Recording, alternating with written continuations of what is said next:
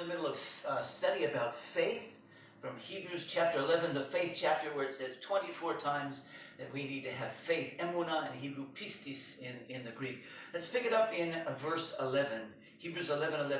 Mitoch emunah kibla gam Sarah koach laharot af lachar shehizdakna. It says, and that Sarah, by faith, received power to give birth even after she had become elderly. Now it's interesting here, we said faith is the assurance, the substance of what is in the spiritual world. And when you know that there, you believe it, and it draws the things from the spiritual world into this physical world. And here's an example of that. Sarah, who was old, 90 years old, she believed in the promises of God, and that strengthened her, first spirits, and then even physically, and Abraham, so that they could have a child when he was 100 and she was 90. So, but really, you could have that strengthening yourself physically for anything, even to go to work in the morning, for moms to take care of your kids, whatever it says. We have spiritual strength. The Bible says we should be strengthened in the inner man.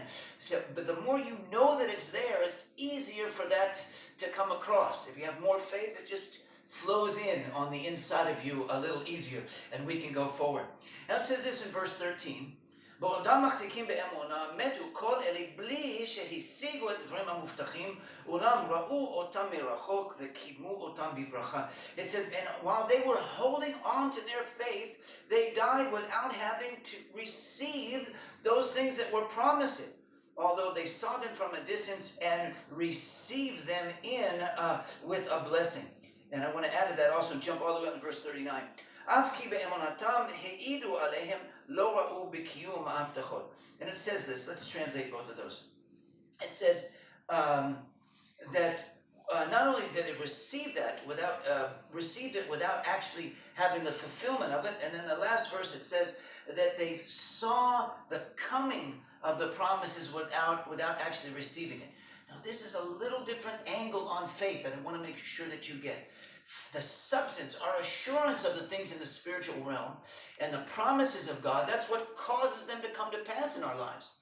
But it's not actually the physical part of it that what God's after. He's after the character, the quality in our heart of faith to believe. That faith, the faithfulness, the integrity, the moral assurance, the standing in front of opposition, that's what he's out for. Because ultimately, the outward blessings he can give at any time.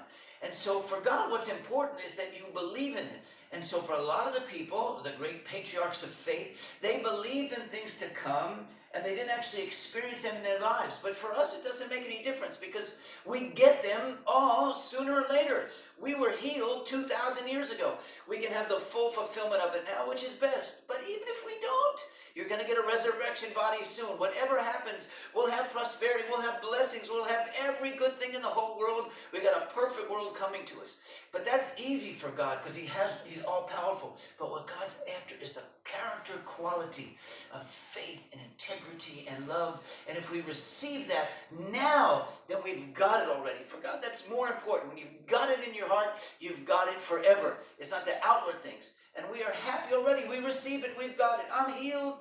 When I was healed 2,000 years ago, I've got it now in my heart. It gets better. Sooner or later, I'm going to have an eternal body anyway in glory. It's all for good. So let's get a hold of all the promises of God by faith, believe in them by heart, and they'll all come to pass in our lives at different time periods. Looking forward to it.